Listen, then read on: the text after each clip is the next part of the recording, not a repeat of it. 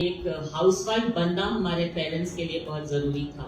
जा रही थी दिल्ली पढ़ने, मेरे पिता हमारे नानी के पास गए और उन्होंने कहा कि मंजरी को समझाइए अगर अभी जाएगी तो ये इसका विदाई हो जाएगा। आईपीएस में मैं क्वालिफाई कर गई। लोग इसको देखने के लिए निकल गए कि कोई महिला पैंट और शर्ट और वो भी खाकी यूनिफॉर्म में कैप पहन के ये कौन आ गए। उस वक्त मुझे लगा कि अगर जमीन फट जाए तो हम उसके अंदर घुस जाए। कांड एक मेरे करियर के लिए मैं सोचती हूँ कि बहुत ही टर्निंग पॉइंट था। क्या कहते हैं, जो पुलिस काम किया है आंख फोड़ने का, वो ठीक ही काम किया। जब कोई भी नौकरी कर रही हो, टीचर हो, डॉक्टर हो, लेक्चरर हो, please do not give up your job.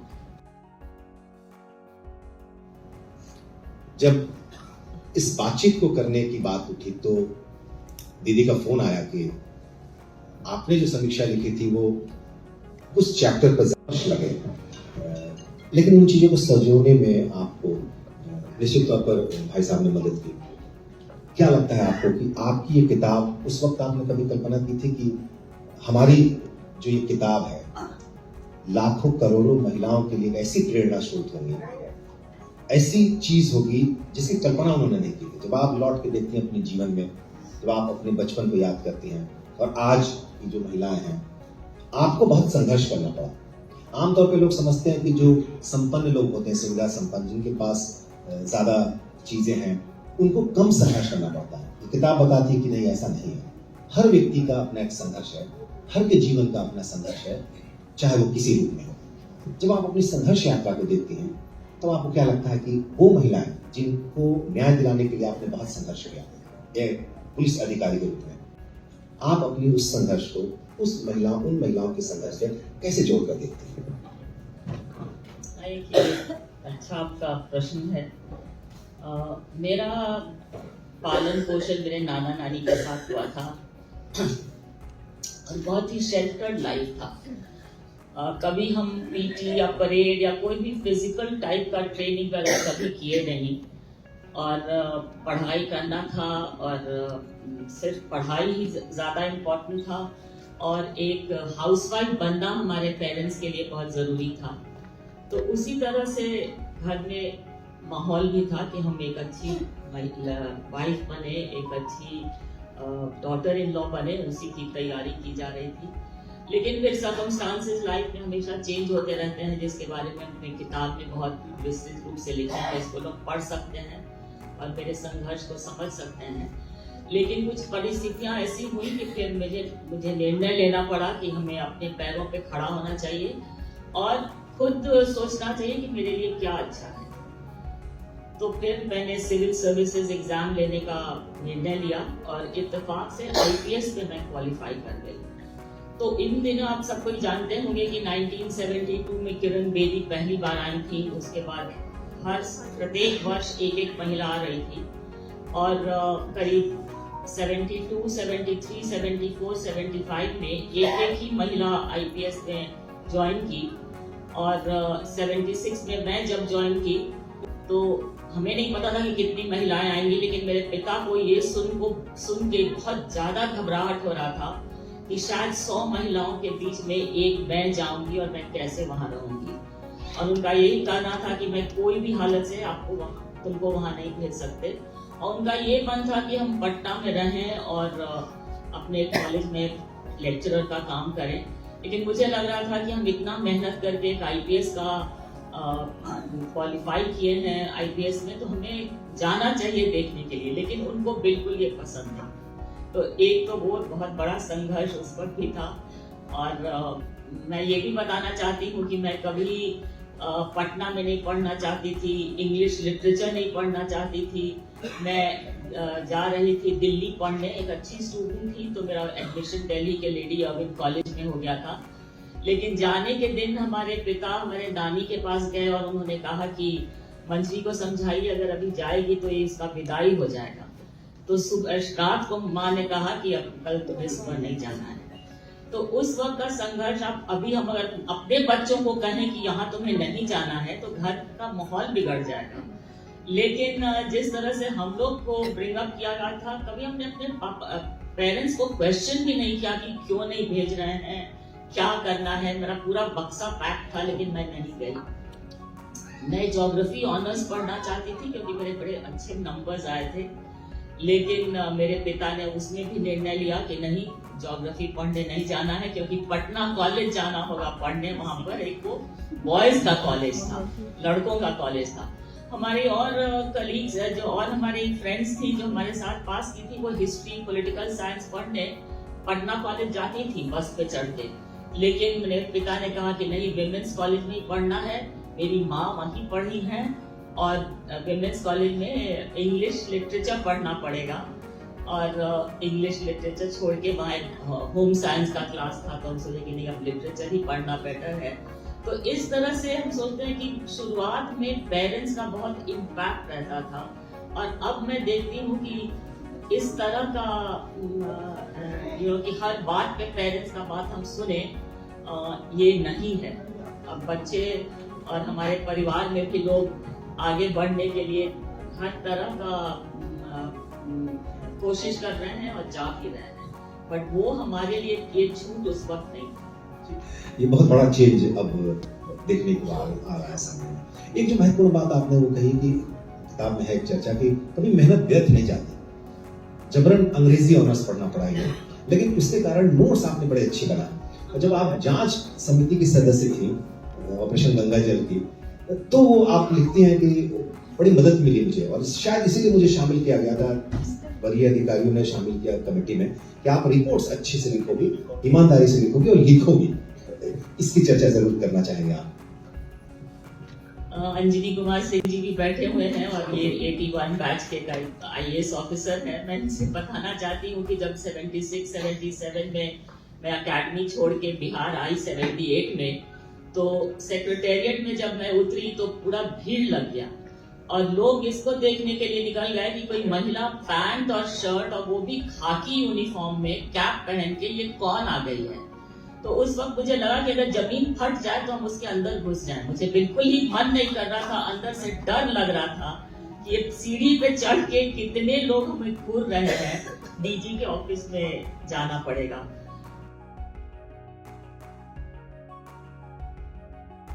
तो वहां पे जब मैं पहुंची तो डीजी ने कहा कि आपको क्यों भेज दिया गया है यहाँ, आप यहाँ, तो ये दिल्ली नहीं है, किरण बेदी दिल्ली में काम कर रही हैं, बिहार तो बहुत कठिन है, मैं नहीं जानता कि मैं आपके साथ क्या करूं, मैं दिल्ली से फाइल मंगवाऊंगा किरण बेदी का, तब मैं पोस्टिंग करूंगा। और जो मेरे 5 और प्रोबेशनर्स मेरे साथ IPS ऑफिसर्स आए थे, उनका उसी दिन ट्रेनिंग डिस्ट्रिक्ट अलॉट हो गया और मुझे कहा गया वेट करने के लिए। लेकिन हम ये बिलीव करते हैं कि लाइफ में कोई भी शिक्षा व्यर्थ नहीं जाती। I do believe this, that any experience, any education does not get wasted in life. और बहुत बेकार का पोस्टिंग मुझे शुरू में दिया जाता था, जो किसी और को नहीं दिया गया। मुझे ASP CID बनाया गया, जो आज तक बिहार में किसी को ये पोस्टिंग नहीं दिया गया था, सिर्फ इसलिए क्योंकि मैं महिला थी और DG को कॉन्फिडेंस नहीं था, और मैं पहली महिला थी। तो मैं बहुत अच्छा नोट्स लिखती थी क्योंकि लिटरेचर पढ़ी थी। और जब ये भागलपुर में अखोड़वा कांड हुआ, जब आंख फोड़ने वाला कांड हुआ, तो एक कमेटी बनाई जा रही थी इन्वेस्टिगेशन करने के लिए under direction of the government of India. तो एक सीनियर DIG को उस कमेटी का अध्यक्ष बनाया गया, एक सीनियर SP को बनाया गया, और मैं CID में एक स्पेयर ऑफिसर थी जो ऐसे ही बैठ रहती थी, कुछ खास काम नहीं दिया जाता था। तो मुझे भी उसमें लगा दिया गया कि देखो इसको ले लो, because she will be very, DIG ने कहा कि you will be able to go through all the notes, मतलब तुम सब नोट्स वगैरह अच्छे से बनाओगी, पढ़ोगी, इसलिए तुम्हें भी इसमें जाना है। अब खोड़वा कांड एक मेरे करियर के लिए मैं सोचती हूँ कि एक बहुत ही टर्निंग पॉइंट था, क्योंकि उस वक्त तक मैं बहुत प्रोटेक्टेड रही थी। हमारा exposure to the real Bihar नहीं हुआ था कि बिहार में क्या हो रहा है, क्या सही, या पुलिस विभाग में क्या चीज हो रहा है और क्या चीज गलत सही कर रहे हैं पुलिस ऑफिसर। क्योंकि अभी तो मैं बहुत प्रोटेक्टेड पुलिस अकेडमी से ट्रेनिंग करके बिहार आई थी और बड़ा ही एक शेल्टर्ड एटमॉस्फेयर में CID में बैठ के कुछ कर रही थी। तो जब मैं इस केस को देखने वहां पहुंची तो बहुत ही एक अजीब सा एक्सपीरियंस था कि सारा पब्लिक रोड पर वापस जाओ हम लोग के अगेंस्ट स्लोगन शाउटिंग कर रहा था, वापस जाओ कमेटी, वापस जाओ। और हम बिहार गवर्नमेंट के प्लेन से नीचे उतर रहे थे और हमने देखा कि भीड़ लगा हुआ है और महिलाओं का भीड़ लगा हुआ है और सभी कोई पुलिस को सपोर्ट कर रहे थे। कह रहे थे कि जो पुलिस काम किया है आंख फोड़ने का, वो ठीक ही काम किया गया है। और पुलिस डिपार्टमेंट में इन लोगों ने पुलिस स्टेशन में बहुत ही खतरनाक क्रिमिनल्स का टकुआ, एक चीज होता है हम बिहार में सब कोई जानता है, तो टकुआ से आंख निकाल के और उसमें एसिड डाल रहे थे। और क्रिमिनल्स भी उसी तरह के बहुत ही खतरनाक क्रिमिनल्स थे। ये लोग मर्डर करके बॉडी को फेंक देते थे गंगा में, कभी किसी का किडनैपिंग कर लेते थे, मार के गंगा में फेंक देते थे, लेकिन रैंसम पैसा पूरा वसूल लेते थे। तो इस तरह का क्राइम से पूरा दहशत था। और जब क्राइम इस तरह से ये लोग कोशिश किए कंट्रोल करने के लिए, तो पब्लिक का सपोर्ट इनके साथ था। और मुझे याद है कि एक रात को 9 लोगों को ब्लाइंड किया गया था, आंख निकाला गया था, क्योंकि बस डकैती का केस रजौन पुलिस स्टेशन में हुआ था। कोई भागलपुर का है यहाँ पे? तो भागलपुर में एक रात को 9 लोगों का जब ये किया गया तो बड़ा हंगामा हुआ। तो मैं कहना चाहती हूँ कि ये जो उस वक्त एक डायलेमा था कि पब्लिक पुलिस के साथ थी, हम लोग पुलिस ऑफिसर सही काम करने जा रहे थे और बहुत ज्यादा दबाव था कि मैं कुछ ऐसा नहीं लिखूं कि कोई ऑफिसर्स का हार्म हो जाए। और यहाँ तक कि मेरा जो पीए था उसका एकदम भाई, छोटा नया ऑफिसर सब इंस्पेक्टर बना था, वो रजौन पुलिस स्टेशन में उस दिन उसने रात को 9 लोगों को अंधा किया था। तो मेरे जो पीए थे या कहीं असिस्टेंट सीआईडी में, वो मेरा बिल्कुल पैर पकड़ लेता था कि मेरे भाई को बचा लीजिए। ये सब इस दरोगा का नौकरी बिहार में कितना इम्पोर्टेंट होता है, ये मुझे देखने को मिला। और मुझे ये भी जो मैंने कहा कि बहुत ही महत्वपूर्ण एक्सपीरियंस इसलिए था कि मुझे बहुत जल्दी पता चल गया कि पुलिस डिपार्टमेंट में क्या गलत है और कैसे पुलिस ऑफिसर को गलत का साथ नहीं देना चाहिए।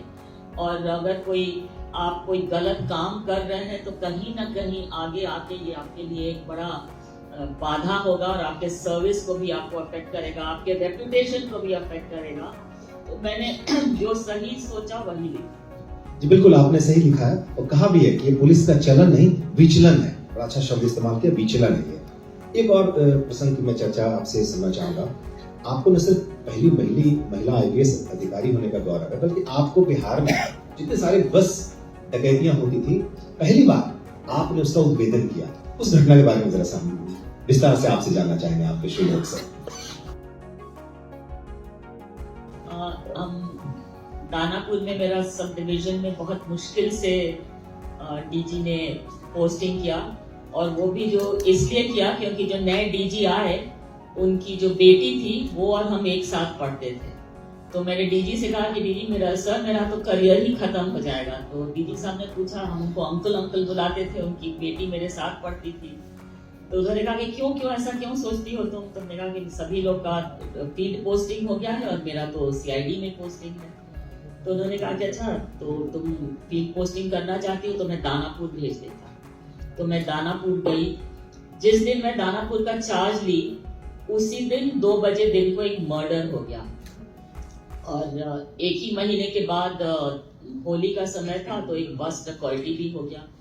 तो बिहार में बस डकैती उस वक्त कॉमन नहीं था, कोई बहुत 1 या 2 सहरसा वगैरह में हुआ था।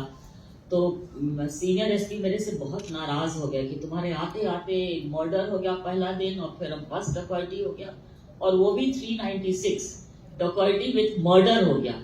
तो मेरे से बड़े नाराज वो थे कि पता नहीं क्यों एक लेडी को पोस्ट कर दिया गया, कि कैसे मेरा काम चलेगा। सीनियर एसपी पटना, मुझे बहुत बुरा अंदर से लगा। लेकिन ये बस डकैती का केस मैंने बहुत लगन के साथ इन्वेस्टिगेट किया, और 24 घंटे के अंदर मैं जो राइफल यूज किया गया था उसको मैं रिकवर कर ली, और पूरा सामान रिकवर हो गया। लेकिन उस बेचारे यंग लड़के का जिसका डेथ हो गया बस के अंदर ही, उसका लाश हमको मिला था, उसको मैं कभी भूल नहीं पाई, क्योंकि उसका तुरंत शादी हुआ था और उसका पहला फागुन था बिहार में। लेकिन मुझे ये संतोष हुआ कि कम से कम उसको मैं पकड़ सकी जो अक्यूज थे। और उसके बाद जब मैं दानापुर से निकली तो जो वहाँ के एमएलए थे कन्हई सिंह, उन दिनों के बड़े दबंग एमएलए थे, उन्होंने डीजी से कहा कि इसके बाद से खाली लेडी ऑफिसर्स को मेरे सब डिवीजन में पोस्टिंग होना चाहिए, हमें मेल ऑफिसर्स नहीं चाहिए। बिल्कुल अंश और प्रसंग है। तो जब इनकी पोस्टिंग फील्ड में हो रही थी एसपी के रूप में वैशाली में शायद, तो किसी राजनीतिक शख्सियत ने पोस्टिंग रुकवा दी। इनको पता चल गया कि आपको जाना है वहाँ, लेकिन लिस्ट बनी तो उनमें इनका नाम नहीं था। बहुत दुखी हुई। कई और ऐसे प्रसंग है इस किताब में जो बहुत दुखी होती हैं। यहाँ तक कि जब कहा गया कि आपका क्या करें, क्यों आपको ज्वाइन करा दिया गया है यहाँ, मैं आपका क्या करूंगा, सीनियर एसपी ने जब बोला तो मुझे याद है आपने लिखा है कि मैं बहुत रोई, और रोने के बाद फिर मुंह धो के आंसू पोंछ के मैं वर्दी पहन के निकली और ये सोच के निकली कि इसका उद्भेदन करूंगी, और अपने कर दिखाया। तो ये जो जज्बा है, ये जो काम करने का जुनून है, साबित करने का जुनून है, ये कहीं ना कहीं से इस स्त्री सशक्तिकरण को जो साहित्य में जिस पर हम चर्चा करते हैं लगातार, उसको एक मजबूती देता है, दिशा देता है। आपकी पुस्तक के जरिए हम समझने की कोशिश करते हैं कि नारी कमजोर नहीं है, उन्हें साबित करना होता है और हिम्मत दिखानी पड़ती है। पहली बार जब आपको पोस्टिंग नहीं मिली, आप गृह सचिव के, भारत के गृह सचिव से जा मिले, उस प्रकरण को भी हम चाहेंगे आप जरूर हम लोग इसके साथ शेयर करें। वो एक दूसरा ही प्रकरण था, मैं प्रोबेशनर थी और हमारा जो रैंक था बिहार के सीनियरिटी में, मैं थर्ड पोजीशन पे थी, लेकिन कुछ लोग और बिहार के थे और होम मिनिस्ट्री में बहुत कुछ उन दिनों चलता था, तो ये कह के कि मैं बिहार में कभी नहीं रही हूँ, मेरा थर्ड पोजीशन था फॉर बिहार, लेकिन मुझे बिहार नहीं दिया गया। उस वक्त एक रोस्टर चलता था और मुझे हिमाचल प्रदेश दे दिया गया। मैं हिमाचल प्रदेश के संबंध में लिखी थी अपने कि अगर मुझे होम स्टेट नहीं मिलता है तो मैं कौन सा और स्टेट लेना चाहूंगी, तो मैंने लिखा था हिमाचल या पंजाब। पंजाब उन दिनों बड़ा पीसफुल स्टेट था, लेकिन जब मुझे ये लगा कि मेरा पोजीशन थर्ड है और एक आदमी जो हमसे बहुत जूनियर है, एक ऑफिसर जो बहुत ही जूनियर है, उसको मेरे जगह को हटा के उसको दे दिया गया है, तो मुझे बड़ा खराब लगा कि इतना मेहनत के बाद मुझे मेरे साथ ऐसा किया गया। तो मैंने आवेदन दिया कि ये मेरे साथ हुआ है, तो होम सेक्रेटरी ने मुझे अपना इंटरव्यू के लिए बुलाया, विच अकेडमी में एक सेंसेशन हो गया कि ये लेडी है इसलिए इनको बुलाया गया है, इनको दिया गया है interview by the home secretary. तो डायरेक्टर भी थोड़ा समझे नहीं कि कैसे इसको डील किया जाए, but he had forwarded my petition, so I went there and home secretary ने कहा कि आप जरूर बाहर में रही होंगी। नहीं, मैं बिहार में पैदा हुई हूँ, बिहार में पढ़ी हूँ, बिहार से ग्रेजुएशन की हूँ और वहीं से मैं क्वालिफाई भी की हूँ। तो उन्होंने देखा उठा कर बोला कि मैं फाइल को एग्जामिन करूंगी और करूंगा, और फिर थोड़े दिन के बाद उन्होंने एक ऑर्डर निकाला और थोड़ा नया चेन बना। तो हमारे बैचमेट्स को तो बड़ा बुरा लगा कि हमने एक आदमी का पोस्टिंग बिहार से नहीं कराया, लेकिन मुझे लगा कि हम इतना संघर्ष कर रहे हैं तो मैं क्यों इसको अपने को छोड़ दूं इस तरह से, क्यों, why should I belittle my self. बहुत सारे ऐसे प्रसंग हैं जिसकी चर्चा मुझे लगता है कि आज मैं लोक समरण नहीं कर पा रहा हूँ कि वो इसको पूछूं ना पूछूं, लेकिन मैं एक दो और जरूर चर्चा करना चाहूँगा उन विषयों पर। अक्सर ये बात आती है कि जब आप फील्ड में होते हैं तो घर हमारा कितना सुरक्षित है, हमारे बच्चे कितने सुरक्षित है। महिला अधिकारी के लिए, एक महिला कर्मी की बड़ी चिंता होती है और उस चिंता से आप भी गुजरी हैं। लेकिन आप ऐसी शख्सियत की चर्चा करती हैं और आप लिखती हैं कि यदि कोई भी अधिकारी, चाहे पुरुष हो स्त्री हो, तभी सफल होता अपने कार्यस्थल पे जब वो घर की तरफ से सुरक्षित है। तो घर में कोई ऐसे लोग हों जो उनको लगता हो कि उनकी मौजूदगी में, गैर मौजूदगी में उनका घर अच्छे से संभल रहा है, हमारे बच्चे से संभल रहा है, सिस्टम सब सही है, उसकी चर्चा जरूर हम उन महिलाओं के लिए जो घबराती हैं कैसे काम करना है, कैसे सामंजस्य बिठाना है, उसकी चर्चा आपसे। मैं महिलाओं के कॉलेज और स्कूल में अक्सर जाती हूँ, गर्ल स्टूडेंट्स के स्कूल्स में, और मैं चाहती हूँ कि ज़्यादा से ज़्यादा पॉसिबल हो सके तो मैं ज़रूर कॉलेज के स्टूडेंट्स के से बात करूँ। और कल मैं जेडी विमेंस कॉलेज तो गई ही थी, पहले विमेंस कॉलेज में भी गई थी, दिल्ली में भी कई यूनिवर्सिटीज़ में मैं गई हूँ। मैं महिलाओं को हमेशा ये कहती हूँ, और आज भी बहुत सी यंग लड़कियाँ हैं यहाँ पर जो जिनके बहुत एस्पिरेशंस होंगे, कि पहला बात तो ये है कि कभी भी जो मन बना लिया है, जो मन ठान लिया है कि मुझे ये करना है, तो करना है, उसको छोड़ना नहीं है, उसके लिए पूरा मेहनत करना चाहिए। और एक मैं हमेशा कहती हूँ कि नॉलेज इज पावर, ज्ञान से ही शक्ति होती है। तो जब आपको पढ़ना है तो उसको इस तरह से पढ़िए कि आप बिल्कुल everything you know about that subject, ये होना चाहिए। ये नहीं कि हम ये भी कर लेंगे, हम ये भी कर लेंगे। जैसे लड़कियां कहती हैं कि हम, कल एक लड़की बोल रही थी कि मैं IFS बनना चाहती हूँ, बट मैं ये भी पढ़ रही हूँ, मैं ये भी करना चाहती हूँ। तो बोले कि नहीं, एक ही लक्ष्य होना चाहिए पहले, कि भाई आप अगर सिविल सर्विसेज पढ़ना चाहते हैं तो पूरा तन और दिमाग और पूरा लगा के लगन से पढ़िए। तो ये बहुत जरूरी है। और to women I also like to say that आप जब कोई भी नौकरी कर रही हो, टीचर हो, डॉक्टर हो, लेक्चरर हो, please do not give up your job. मैं देखती हूँ कि महिलाएं बहुत जल्दी घबरा जाती हैं और नौकरी छोड़ देती हैं, छोटे छोटे समस्याओं के कारण छोड़ देती हैं। एक बार मैं टाटा कंसल्टेंसी सर्विसेज में काम कर रही थी और ट्रिवांड्रम गई थी एक लेक्चर देने, महिलाओं के साथ ही इंटरेक्शन था। तो शाम को एक महिला मेरे पास मिलने आई, बोली मैडम आप कैसे इतने काम कर लेती हैं, यहाँ वहाँ सभी जगह जाती हैं। तो हम तो आ रहे थे इस ट्रेनिंग के लिए, तो मेरी मदर इन लॉ इतनी नाराज थी कि मैं क्यों ट्रेनिंग के लिए जा रही हूँ। और मेरे हस्बैंड कह रहे थे कि नहीं तुम ट्रेनिंग के लिए जाओ, क्योंकि ये प्रमोशन का मामला है, तुम्हें जाना चाहिए।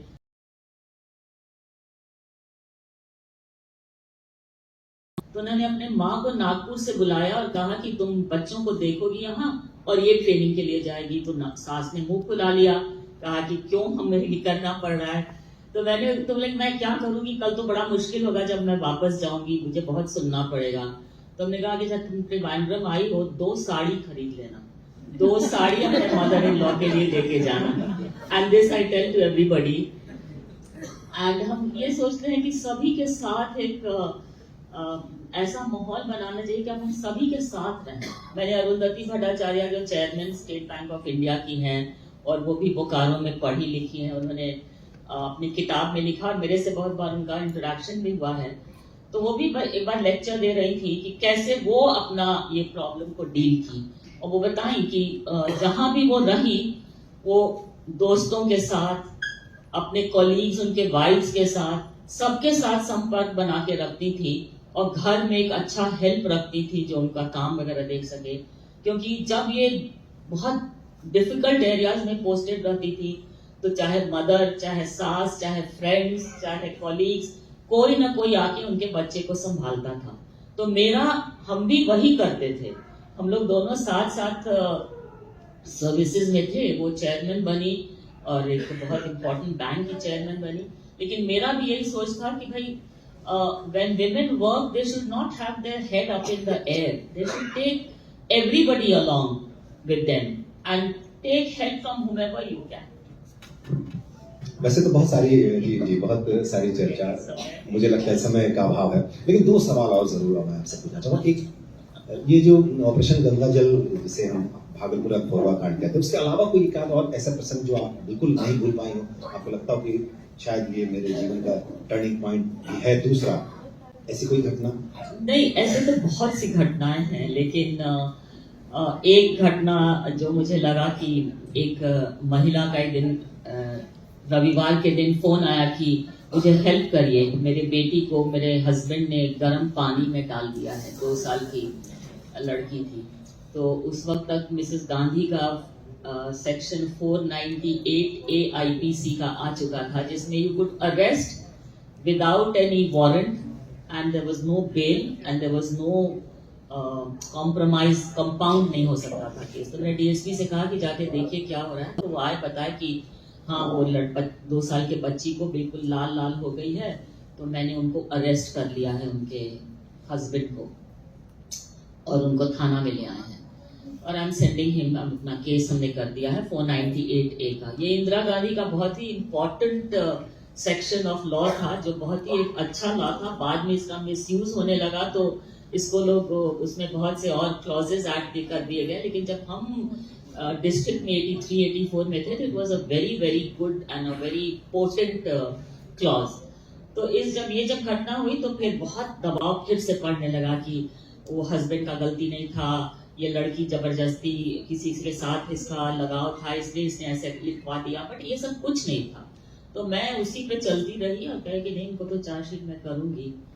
बहुत साल बाद मैं एक शादी में गई थी और वहाँ एक पुरुष आए और बोले कि देखिए ये मेरी पत्नी है, वो आपसे मिलना चाहती है। तो हमने कहा कि अच्छा। मैंने तो वो लेडी आई मेरे पास, वो औरत आई मेरे पास और हमने कहा कि कहीं हमने आपको देखा है क्या? तो बोले कि हाँ, आपने मेरा एक दिन जान बचाया था और अब मेरी शादी हो गई है और ये वही बेटी है जो उस दिन जलाई जा रही थी। तो it was a matter of great satisfaction.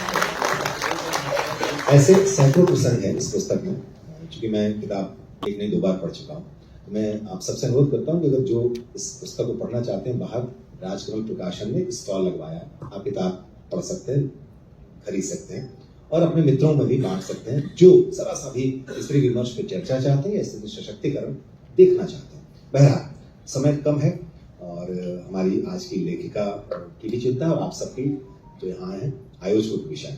तो आखिरी सवाल, पहली किताब तो हम सबको 13 साल बाद मिली, दूसरी किताब कब और किस विषय पे आएगी, ये सब जानना चाहते हैं शायद जी। मैं तो अभी रिटायर नहीं की हूँ, मैं सोचती हूँ मैं तो अभी काम करने वाली कर ही रही हूँ। 2010 में रिटायर करने के बाद भी मैं लगातार काम कर रही हूँ और अभी भी कर रही हूँ। तो मैं सोचती हूँ कि देखिए फिर शायद मेरे भाई प्रेरणा देंगे तो मैं लिखूंगी, और अभी मैं कुछ नहीं सोची। थैंक यू जी। तो चलिए, बहुत सारी हैं और रात भी आजकल जाड़े में लंबी होती है, लेकिन हम लोग के पास आज की रात बस इतना ही, आज की शाम इतना ही। लेकिन हम सब चाहते हैं, क्योंकि आप पटना की पाटलिपुत्र धरती की हैं और पाटलिपुत्र को आपने इतना गौरव दिलाया है, निश्चित तौर पर हम सबके लिए संतोष की बात है, खासकर लेखक समुदाय से जुड़े लोगों के लिए, कि अब आप लेखनी को भी समृद्ध कर रही हैं। जो चिंता श्री नारायण जी की थी कि शायद 5वीं पीढ़ी तक आते आते ये थम न जाए कड़ी, आपने उसको जीवित रखा है और ये सौभाग्य है कि आपके साथ आपके भाई साहब खड़े हैं। तो ये सिलसिला जारी रहे, ऐसी दर्जनों पुस्तक आप पाठक समाज को दें।